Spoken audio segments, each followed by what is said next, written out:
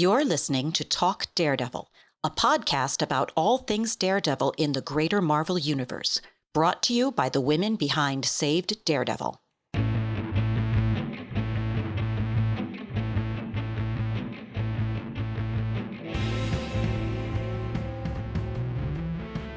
Hi, everyone. Welcome to a very special episode of Talk Daredevil, the first episode to come out after the release of the first episodes of the show. My name is Christine, and I'm here today with... Hi, I'm Ayesha. Hey, Shelby here.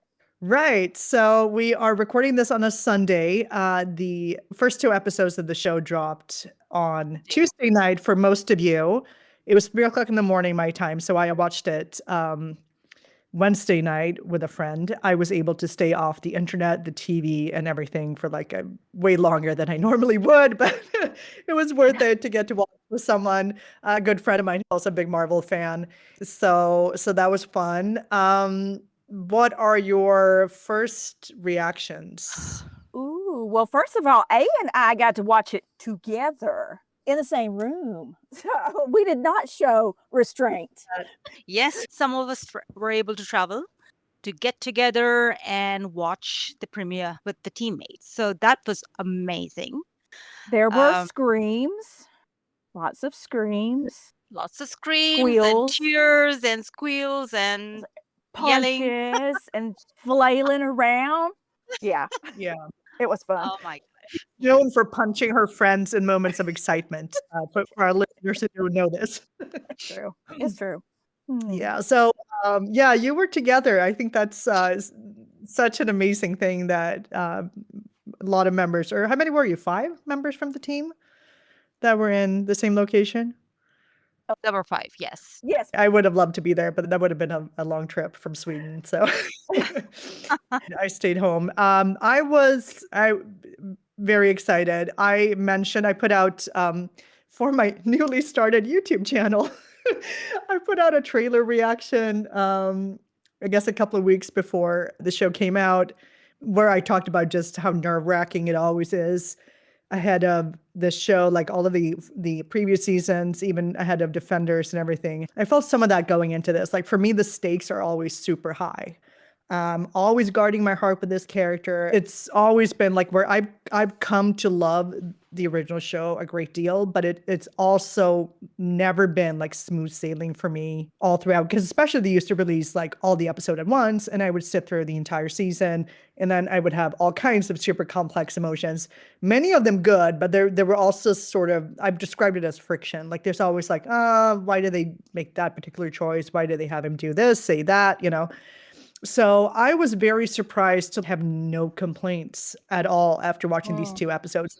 Kind of pinching myself about that, because now I'll get back to some of the whys later, but I want to kind of get your input too. But now I'm sort of in this position that I'm not sure I want to be in, where I have super high expectations for the rest of the season.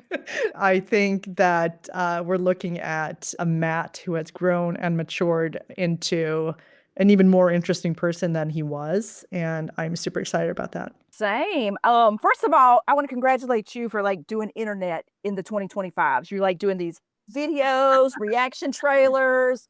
You got it going on, but no, I think I have a problem when I love something really hard too, in that I feel like I have ownership of the character, and I have learned a little bit over the past 6 years now to let that go and to have more enjoyment in what the creators do. Having said all that, I did having anxiety too, and was not expecting, not that I wasn't expecting it to be good, I was gonna love it probably no matter what, but for it to come out and be and seem as deep as it was.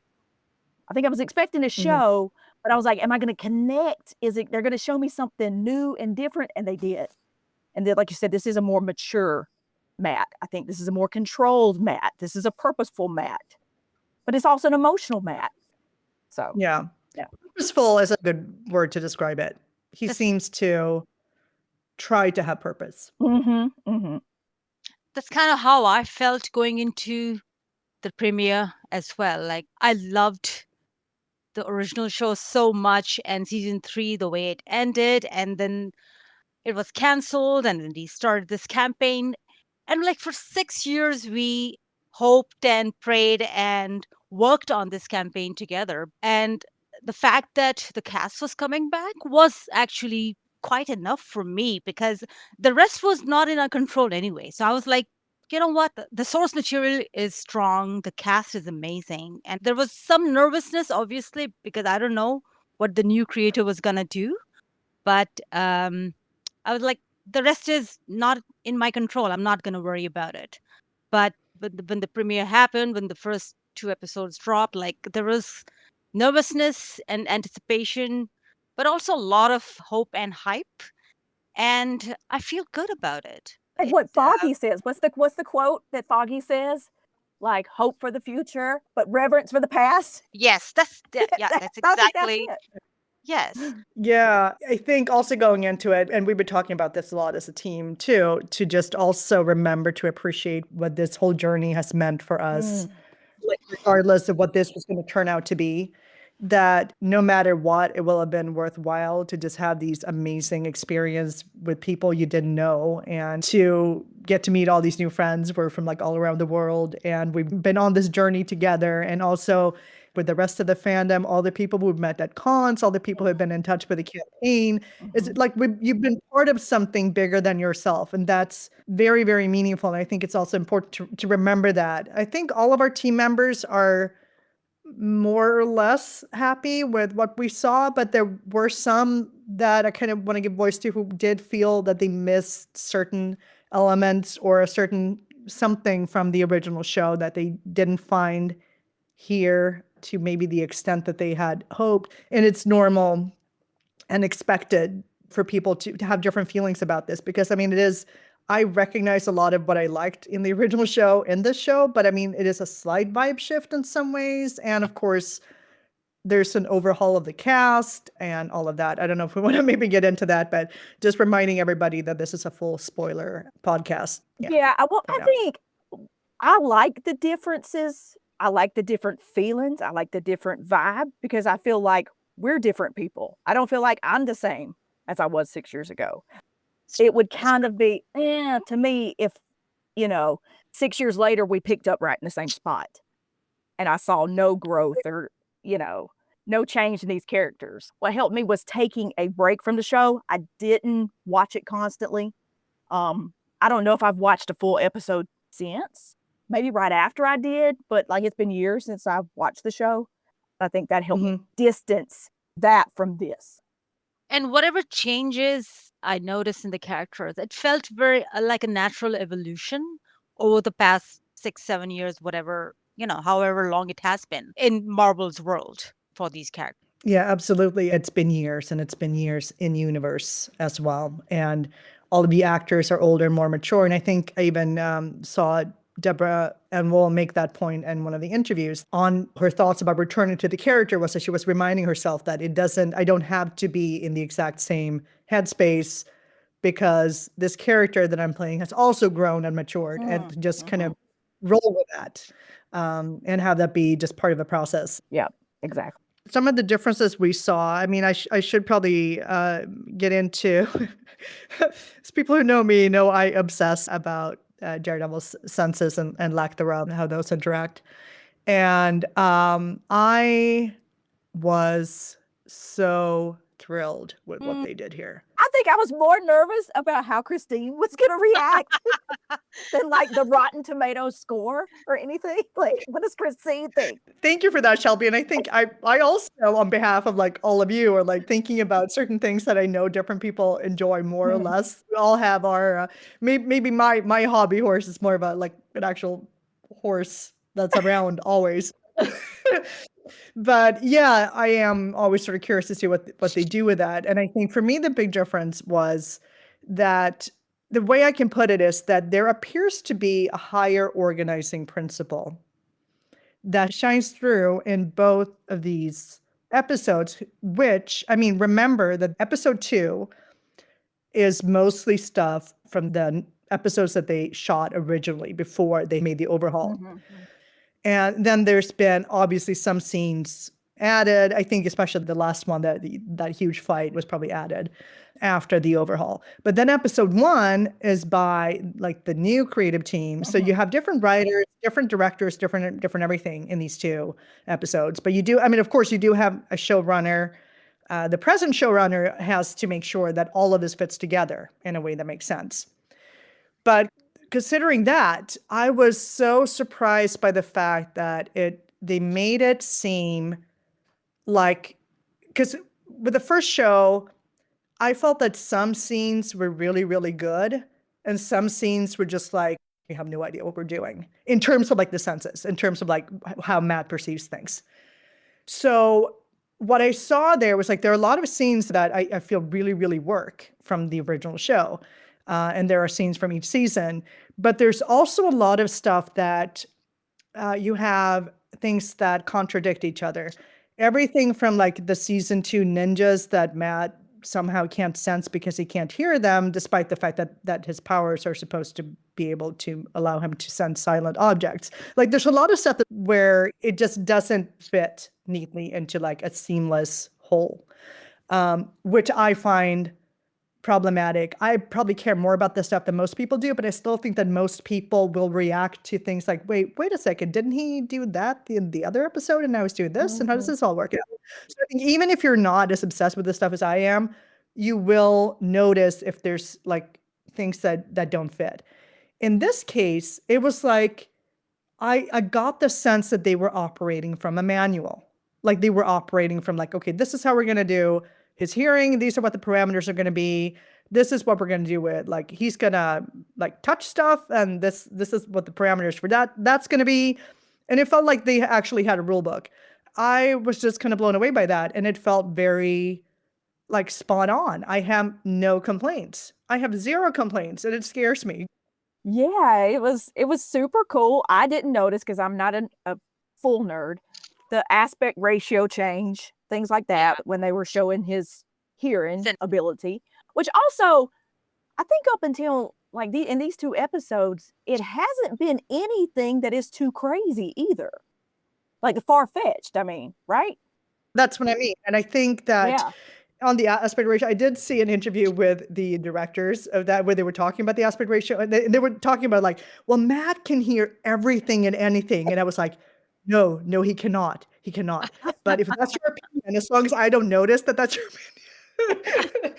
But no, I think they may have been meaning that like sort of metaphor. Because the thing is, it is actually at the same time as Matt's sensory world feels more, I'm not gonna, well, I mean, yeah, I am gonna say smaller in a good way, more defined, more concrete, more like, yes, he can hear stuff that no normal person can hear, but it's like, but it's like you're stretching the rubber band rather than like, you know, I'm gonna have to go into like a separate video about this, so I'm not gonna bore all our listeners with all of this. But no, I love it. Go. This concept is so central to all sensation for all people is attention. Attention is a limited resource, period. For everybody, always, superpowers or not. You do not have unlimited attention. To have unlimited attention and to be able to be simultaneously aware of everything. Physically impossible. It's impossible. It's also not interesting. And it's also like part of it's like, are you omniscient? I mean, that's just stupid to me.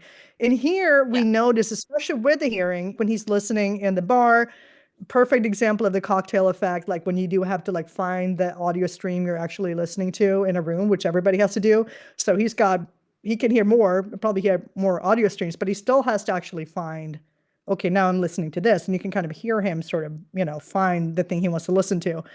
But everything from, we have that scene in episode 2 where he walks into traffic. I think he's half kind of like throwing caution to the wind and like hoping maybe honestly the white cane will be like, oh, people are going to stop when they see this because they kind of have to.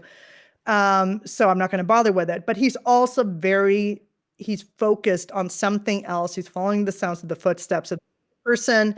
And also he's following the footsteps, which are much more audible than like the ticking clock of Wesley's watch, the ticking clock of his watch. So even that is like, this makes sense to me. This is how he would do this. When it gets to the point of this guy he wants to follow when he's at the police station, he follows him. He's like 2.5 blocks down the street outside. Makes sense with super hearing. He follows him. Then he waits outside his apartment on the other side of the street. It's not like 5 blocks away.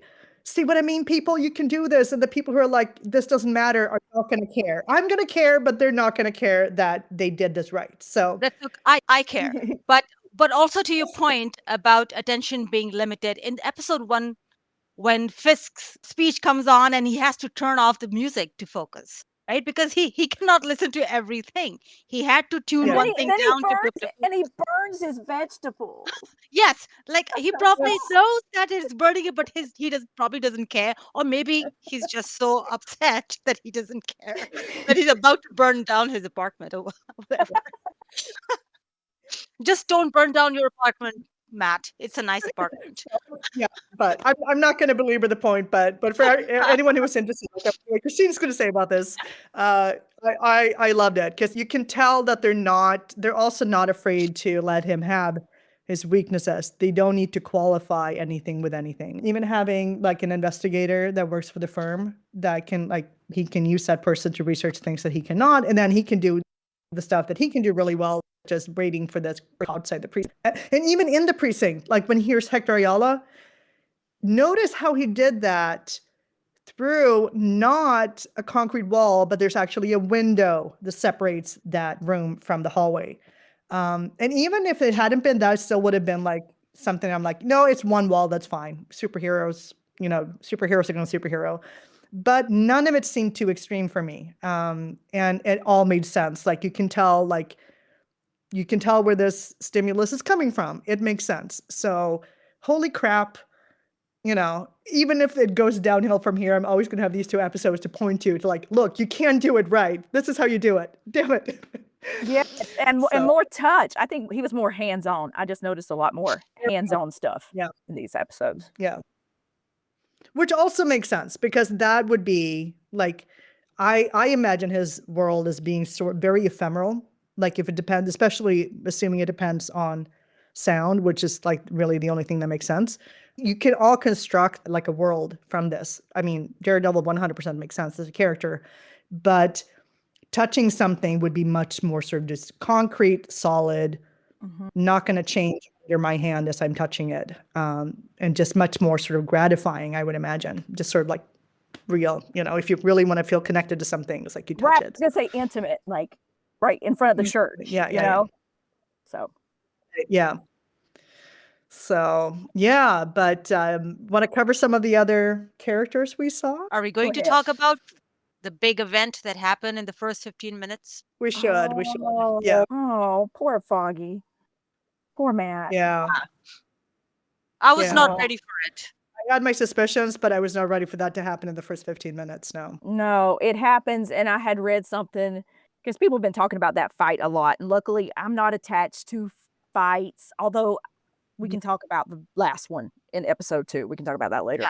Yeah. I am attached to that one. But anyway, I don't get all caught up in the switches or the cuts or the edits of stuff like that. But I did read something showing where that fight was shot like from an angle. The camera is moving like it already knows what's going to happen. Like the camera knows it's inevitable is how it's shot. And I was like, okay. It's brutal though. That's brutal. I don't think I was ready for it to be quite that bad. It was bad. Like not bad, like it was bad, like to my heart bad. Yeah. And then another detail that I saw someone else point out, I didn't even think about it myself, but there's also for Karen when she's like standing over Foggy's body as he's dying, and then she hears behind her. She first thinks it's Matt. She doesn't know whether that's Matt or not. And before it takes her several seconds to turn around and look. She's been a part of so much, like, oh my God, over these 3-4 seasons now. But I was listening to it through my headphones this morning, that whole first 20 minutes. And you can really hear Foggy like wheezing and gasping for air. And Matt kind of like the heavy breathing and the pleading kind of Matt. You don't hear Matt pleading, but you know he is like, oh my God. And then Dex talking to himself. You can hear Dex. Because I didn't know that Dex was doing the talking to himself thing until I like put it in my ears, and I was like, because he's like, come on, Dix. I'm like, Wow. oh God. Okay. Okay. Yeah. The almost casual way Matt drops him off the roof. It's Mhm. not doesn't even like Oh push. my, didn't we all scream? Didn't we all scream watching that? Didn't we all like, Yeah, because that because is he just tosses him. I'm talking about just like, doop, like, bye. yeah. Yeah. You're just trash. Yeah. I'm just tossing you out. That whole thing, like Foggy dying and him pushing Dex off the roof, is kind of what shapes the whole story. Yeah. Because Yeah. that's the reason why he's not Daredevil. And it also makes it so that you can understand why it's not even that big of a deal to him this time. I mean, I'm sure he struggles with it. This whole thing about his darker half, whatever, pulling him one way or another. Of course, the part of him that's a Daredevil is not actually gone, but you can still see why the decision wasn't that hard in that moment to be like, no. Like he says to Fisk, a line was crossed. This was something that, like, no, I can't do this anymore. Yeah, and completely has like a double meaning. Like a line was crossed, meaning somebody that I cannot replace. My best friend is dead. A line was crossed there. Somebody got too close. And then I made a I crossed. decision to want to kill Mhm. someone. That was another line I crossed. Yeah. And then the last thing that Foggy said to him was that he was trying not to, he was keeping that information to himself because he didn't want him to act out as Daredevil. Yeah, that too. Yeah. Yeah. So there was a lot there where you can see how he would, of course, still struggle to not have that part of himself for whatever that whole year, but at the same time, not really struggle with the decision to do so. I read that somewhere, or maybe one of you were saying that, but that he always, every time he walks out of the apartment, he Mhm. takes Foggy's funeral card, with Yeah. him. It's like Foggy's with him all the time. Well, I think Now. this is very Foggy driven. Like, I think that there is like a voice in his ear and it's Foggy. I think there's a lot of things that he's doing that is like for Foggy. Yeah. I took a screenshot of that thing from the memorial. And if you zoom in and you look at like the braille portion of it, he has touched that so many times. It's got like a darkened appearance that you get from like the oil on your skin. Yeah. That you can just like, he's been, I know fondling is the wrong word here, but I mean, he's brushed his fingers over that piece of writing so many times. And then he always like, and he carries it on the side where his heart is. And it's just super tragic. And Kind of, it's just reminded me of Elektra's funeral card from Defenders. He had Well, that yeah. on his. But Matt doesn't have his Bible because I have it. So Yeah. I also appreciate that they did this in like 18 minutes or whatever it was, because that is also like real life to me. Shit Yeah. goes sideways, real life in that amount of time. And it doesn't matter, superhero or not, you don't have control of everything, Right. as much as you want to. So that's real, buddy. Speaking of which, I found the pacing of these episodes to be excellent too. Like the first episode, which I think is like 50 minutes of playtime if you take out the intro and then the credits. It feels like Marvel's like they're going less crazy with the credits as time goes on. To be like WandaVision was like, like movie credits after half hour show. It's insane. So credits are pretty long here too, but it feels more normal. But anyway, like the pacing of it was like the amount of storytelling that they got into that first episode, just like this thing with Foggy happening. We're getting background on, Fisk and Vanessa. We meet Matt's new partner. Matt meets a new woman. And this is all in the space of the first episode. And it didn't feel rushed because we did get to sort of sit with some of these moments for a little while. So it's not super rushed or anything, but they did pack a lot of content into that first episode and the second one too. So that was gratifying that there's very little filler. The fact that Fisk became mayor at the end of In an episode episode. 1. Yeah. In one episode. They didn't drag it on for 2, 3, Yeah. 4 episodes. They just did it. That's Yeah. the story. Yeah. Yeah. And then we Yeah, had that what- amazing diner scene. Yeah. Oh yeah, that happened too. Oh my God. So Yeah. much. Love it. Yeah. Yeah, because it felt like we had seen that entire scene, but I think they did leave out. I don't think we got to watch it all. Maybe we did. I don't know. But that was Them two. Those two. Ooh, ooh. They left out my best friend was killed for obvious reasons. So I gotta say that, of course, this Daredevil Born Again has a lot of significance in the storyline to us as returning viewers and existing fans. But I also have to say that I spoke to some other people, like real life friends, who have not watched the original show. But one of my friends, Trish, who has followed my journey on Save Daredevil as a real life friend, she watched the first 2 episodes with her son, and she told me that I knew nothing about the original show, but I was invested. They pulled me in, and I did not feel lost.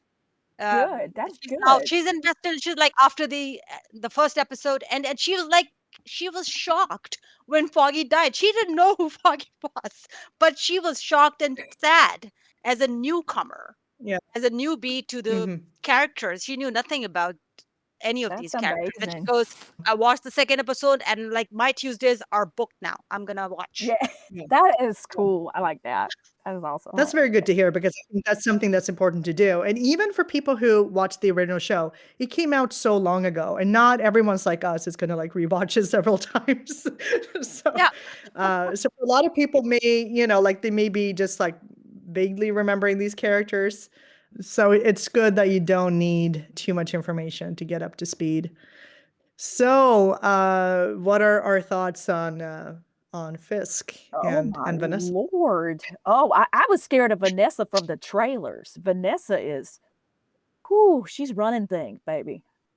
And apparently got a boyfriend and she's kind of pissed off. I like this. I like this Vanessa. She was like, where, all of a sudden you just walk in here and just everything Yeah. stops. People get up and walk away. When I've been doing this, oh no. Yeah. But Fisk, now I'm not going to get into the timeline thing and get bogged down, but at the end of Echo, wasn't he on the plane like contemplating mayor then? So are we just I sort of think to so. believe that that's where this picked up at? So that must be right before this thing. Yeah, okay. That's what I'm thinking. Like he spent a lot of time recovering from getting shot in the Yeah. face, as Matt said. Didn't she shoot you in the face? And then Yeah. he went off to try to, I guess, see if he could get Echo back, and then decided to run for mayor. But she shot him in the face in Hawkeye. Mm-hmm. Yes, at the end of That was Hawkeye. way back. Yeah, so that's what I'm Right. saying. Like Vanessa's making it sound like he took a long time, like recouping from Hawkeye getting shot in the face, and then he got up and No, left. I think that's not it because he was shot. That was on Hawkeye, and he recovers from that. Then Echo happens, and then he has that showdown with Echo, where she's like doing some kind of psychic thing or something, and he remembers like his childhood, and he has some kind of experience, let's say. And then he gets on the plane and he starts contemplating running for mayor. But I think we're meant to understand that there's probably also some time not between that and him getting on the plane, but maybe after he gets on the plane, like there's some residual stuff that he works through over like maybe Because she was just sitting maybe by, like sitting by his bed, and then like she's like, "You up and left, like you left the bed that I sat beside." So I don't know, like it doesn't matter. I'm not gonna get. yeah. Yeah, it's kind of complicated. Vanessa very clearly was attracted to Wilson for his extreme bad boy vibes because I think that she's disappointed that like, oh, I wanted a crime boss husband and now he's gonna be like a legitimate mayor. Like I wanted the criminal empire. That's what she was attracted to, and then, but at the same time, she changes Wilson, and she does not like what he becomes with that change. Right. I guess they both want each other for different reasons. I wonder if Vanessa has spent time looking into Matt. I just wonder, if she knows some of Matt's weaknesses too. And she likes when they're at odds with each other. If she can bring out Daredevil, she can bring out the Wilson that she. I don't know if we are speculating about this, but if Vanessa is at all involved with what happened with Foggy, then she obviously definitely she has looked into Matt. She knew who he was Daredevil. She knows who his partners are, who his friends are. She knows as much about Matt as Wilson does, I think. Yeah. Definitely. She's smart. Yeah, she does. I mean, she was in the room with them when Matt, has that final fight with Fisk in season 3. and he says to him, "You will keep my secret." And in that Fisk is the fight. one who made the promise with Matt, and he kept it, but Yeah. she didn't. hmm So there's definitely going to be stuff happening there. Anything else we want to? I do have to say I appreciate Fisk's very hands-on approach to like addressing that huge hole in the ground. Oh my Um, lord. We're gonna fix the hole. And I'm talking to Rhiannon, who's very, engineer minded, and she's like, yeah. Sometimes you can't just fix the hole by like fixing the hole. Like, It feels like maybe some of like the underlying structure maybe needs to be reinforced before you like. do we want to talk about Michael Gandolfini for a little bit? What do we think he's got Sure. going on? Daniel Blake. I like his He- enthusiasm. I'm getting some crazy vibes off of him. I'm enjoying that because you don't know. Is he really just that enthused to be in politics? I don't know. I feel like there's more to it. Yeah. Who else? Oh, we can't not Kirsten. talk about Kirsten. Yeah, that's what I was gonna say. We cannot The talk about. campaign. Oh my god. Yeah. I love her so far. I love her Yeah. banter with Matt. It's very natural. Yeah. Yeah. And she's Yeah. kind of giving me similar vibes to the comics, Kirsten. Love it. I love it. Yeah, she's got this sort of irreverent approach to him, and they've got a fun vibe. But also, I think it's interesting that she knows him well enough to set him up with Heather and having that actually, so far, sort of work out, which tells you something about that. And I mean, it may be like in the comics where she actually does suspect that he's got, this secret he's not telling her about. But even if that's not the case, she does know him well enough as a person to sort of know what he responds to. Yeah, that was cute. That little first meeting with Heather. And we don't know if this is just using the name Heather Glenn and she's not going to be as sad as it is in the comics. But that first little meeting where Matt can't help but be Matt and go, this is such a waste of time. I love it. And then he realizes how even though like she was set up too, it still sort of implies that, like you're a waste of time. And then he kind of catches himself. She's so pretty. Oh, she's so pretty to me. Yeah. Yeah, she's very pretty. And they really, really have some genuine chemistry. All of them do. Yes. It all felt so natural. And we got a lot of it. We got a lot of them together. That was fun. Like actually like dreaming of the future and like going to Belize. We get to see this Matt like living in a dream world a little bit. Like not being completely terrified that it's going to come crashing down at like any moment. Who else? Oh, Cherry. Okay. Oh, I like Cherry. I Cherry. love Cherry. I like this dynamic. Yeah, please don't die, me too. Cherry. Cherry, in my head canon, Cherry has known Matt like his whole life. That's just in my head. He So, calls him Matty. I know. And he knows who he is. He saw him on the roof. Poor little Matt. He sort of fills that role that Ben Urich has in the comics as someone who knows about Matt, but is also like an older confidant and someone who's also very plugged into what's happening in the city. For different reasons. Of course, Ben Urich in the comics is a reporter, as he was in the show, but even in the first season, like he died before he and Matt even really got to know each other. He was more like, doing stuff with Karen. So he never got to fulfill that promise of being that person for Matt. And speaking of Ben Urich, I don't know if you thought about this too, but when they are having this longer conversation about this ghost witness that Cherry can't find, they're standing on what looks to be like the same shore that Ben Urich's been standing at.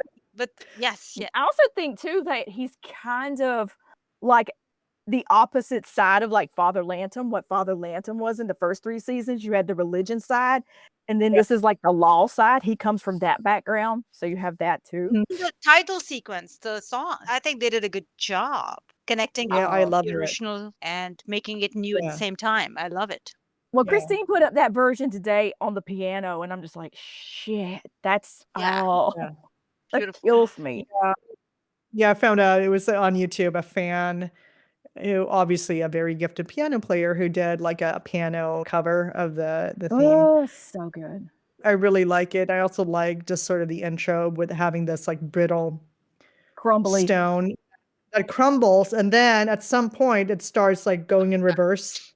I like the symbolism of the first stone piece is the broken horn, which Karen gives back to him. So I like kind of like that's the Yeah. first piece that starts going Oh toward. yeah, the Karen and the horn. What do we think Karen's doing there? Let's just speculate for a little bit. What is Karen doing in that moment? Karen, what are you doing? I don't know. Is she reminding What is him she like, doing? don't be Daredevil, or is she reminding No, him no, like, she wants like I think she wants him to be. I I don't do think she's too. happy with the fact that he is not being Daredevil. But he's Yeah, very adamant at this point that Just not being true Yeah. to himself. Just not being true to himself. It's boiling underneath there. We see it in the courtroom. There's little moments where it's right there. Yeah. Charlie's so good. I did love that little fist pump that he does when yeah. Dex gets the maximum sentence. Dex is cold as ice. Yeah. Let's talk about the intro. I do have to talk about the music and the use of like licensed music in this show for the first 2 episodes. I hope it continues. That feels like a very Corman Ord thing to me.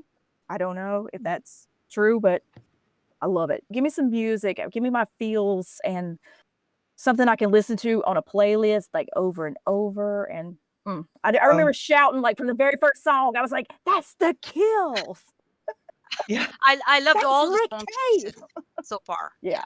A very immersive feel, and this felt very embedded in New York, and less Hell's Kitchen this time around, more New York. That was always kind of funny to me with the original show, how they're always talking almost exclusively about Hell's Kitchen, which is not a very big neighborhood. So like everything's happening like in Hell's Kitchen. And it's like that is like just a few blocks of a much, much bigger city. And of course, Hell's Kitchen is where Matt has his heart and his main sort of base of operation, or at least used to. But I think now they're going a little bigger with all of New York, and which is funny how he placed Heather's accent in Queens as well. Let's see. BB Urich. We got BB. How much does she know? Does she know? Does she not know? I think it's kind of cool too because they, Ellison always tried to tell Ben like news is going the way of like blogs and the internet, and we're being replaced. And here's little BB out here doing her thing. So, and she's sitting there across from the man. Kind of word for BB. I don't know how long she's going to last. Hopefully. Well, I like the idea of BB and Daniel kind of having this, like him feeding her info kind of thing. Let's see where the kids take this. I'm also just scared that Heather is the therapist for possibly Muse, and then, for the Fists. I'm scared for Heather. I think the interesting thing with the Muse character is that it's clear that he at this point is not done. He's not crossed any kind of murderous line anywhere. He's likely the one who's behind all the murals they're talking about popping up all over town. Who wants to comment though? Is it somebody that says people going missing? Oh yeah, that's true. People are going. So maybe he's already okay. And also Fisk's assistant, the guy. I know. The circle's getting smaller and smaller. It's just, oh my God. I mean, the look he was giving Matt when Matt came to talk to Phil, not a very fond look. No. But it's good that they're introducing a lot of new characters. I mean, it's always tricky for people to keep track of, but they're also connecting all the characters so that you don't have still staying sort of connected to this like larger narrative, which I think is important if you're going to introduce a lot of characters. And Hector Ayala. My God, you read my mind. I was fixing to say Hector too. I wonder if this was a form of entrapment, or if these cops were just like beating on this guy, for other reasons, or if maybe they knew who he was and it was no, maybe they don't know who he is. No, maybe I was just thinking that maybe it could have been a situation where could have been, or like you said, they're just trying to drag out any vigilante that's out there. Like, let's just beat up a random dude. The fact that they dedicated the second episode, the beginning, in memory of Kamar. He's the actor who plays Hector, and he passed away. Wow. So very sad. But there's a lot going on. We did get a lot of stuff to talk about in these first 2 episodes. Oh, the last fight is every single thing. It's just everything. Mhm. It's everything. Like the look of it is so Bendis Malieve to me that thanks for Lauren to pointing that out. Him standing there waiting for them to come in the door and the Yeah. smirk and the Yeah. please don't do this that he's saying again. Is he saying it to himself? Yes, definitely. Is he saying it to them? Yes, definitely. And then he does Mhm. it. And the scream at the end of, I have just messed up all these months of sobriety. When the cop puts a gun to his head and he's like saying, please don't do this, he's actually pleading to himself. Yes. I- Yeah. Don't do this. Yes. Yeah. Matt, don't do Yeah. this. Yeah, because it's Yeah. almost under his breath, like, don't do it. It's not like he's Right. hollering, you don't have to do it. He's like to himself, don't do this. Don't do this. Don't do this. But he was Yeah. left no choice. Yeah, exactly. He really was trying to keep it together until the point came where, like, if he was not going to defend himself, they were going to shoot him. So, like, Yeah, because they were beating the shit out of him. And then that dude, I'm like, he is definitely brain damaged now. That like ate the refrigerator and then he like landed real crazy on the floor. He might be a quadriplegic now. I don't. I mean, they're not going to be all that willing to like report this anywhere. I mean, they're going to have a personal grudge and whatever. But on the other hand, what are they going to tell someone? We went to a witness's apartment that we were trying to intimidate or kill, found his lawyer there, Who's his blind? blind lawyer. Yes. And then he fought as we were trying to shoot him. It's like, it's not the kind of thing that you can report anywhere without incriminating yourself severely. So, Oh, and the Punisher tattoo. So that's the connection with Frank. And I think, I don't know, Frank's not gonna like it. is he going to go try finding Frank? Who knows? Oh, I can't wait. he can't see the tattoo. So, No, But he has I love it. I was like, that's for Christine. He can't see Yeah. that. I think Cherry or Kirsten are gonna tell him about the tattoo. Yeah. Oh, that'll be sexy. I can't wait. Yeah. Okay, so top 3 moments. Give me your top 3. What were your top 3 favoriteest things of the Top first 2 3. episodes? Oh my goodness. Murky Smirk Matt in the last fight. The Oh, yeah. smirk is everything. Very good Brings smirk. it brings me back season 1 poster vibes, Matt. The smirk. Go ahead, Christine. Give me one. I actually, okay, this is not a favorite moment. It's not, but a detail I liked was finding out where Matt went to high school. Oh, yes. Yep. Xavier. And to all the people out there who think like Xavier is some kind of X-Men reference, it is not. It is an actual Catholic prep school for boys in New York City. So it's a real school. I just enjoyed getting that sort of extra little detail, but that was just something that popped into my head just now. It's not a favorite moment per se. It was just like, oh, I liked knowing that. I want to know that about him. I think my first one is the end of episode 1. Matt walking through the crowd, Fisk on top of the building, the light, the music. He's listening to the crowd, but not listening to the crowd. They're standing like above and below. And yeah, that one. That Yeah. gives me chills. Yeah. Okay. Number 2. After Foggy dies, when he's screaming, well, first the why, like you can really hear you can hear in Charlie's Anguish. voice that he's on the verge of tears. It's like a very crying, pleading, desperation that I think is just so incredibly well acted. I can kind of hear it in my head. It's just amazing. Yeah, I kept going back to that.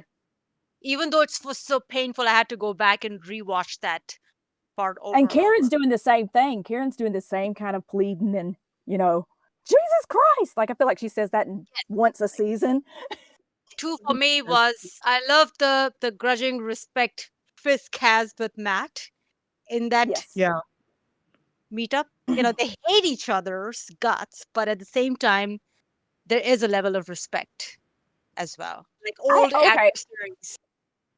I enjoyed seeing Matt pretty much relaxed in his own space, like with no rush to do anything else. Like he's making food, listening to music, and music is probably to drown out some of the other things, but to see him just be in his own space, I like that. I also liked, a lot of people had talked about this, Fisk eating that, what looks like either an egg white omelet or a poached egg on toast with a single spear of asparagus. I've seen so many people online be like, that's psycho. Like, why is he that's eating a single? savage. That's savagery. It is just why so he- weird. That's Hilarious. But why it his just- step is lighter because he's eating egg whites now. But I do love the evolution of like Fisk eating various like egg-based dishes. What else? I like that Matt is mature enough and he's making connections with other people. Like Yeah. Yeah. he has friends that he can rely on. I Number- like number- that girl. Number 3, outside the church. Oh yeah, of Just- course. I'm just gonna just that. I'm just gonna just outside the church. Y'all know. What else, Christine? No, I think I mentioned 3. Oh, did did three. you? Okay. Yes, Let's go I to did. 10. You all did 10. three. 10. No, I'm just playing. I just want to say shout out to, and I'm so thankful for Charlie and Vincent for what they have done, the work they have put into this show, the care, the detail. Yes. Just, yeah, you can tell. It's a labor of love. Yeah. I think we covered most of what we wanted to cover. And of course, if you as a listener are in a place where you can, leave comments, please do, or, share your own thoughts. And you know where we are. We are on all the social networks with the same handle we've had for ages.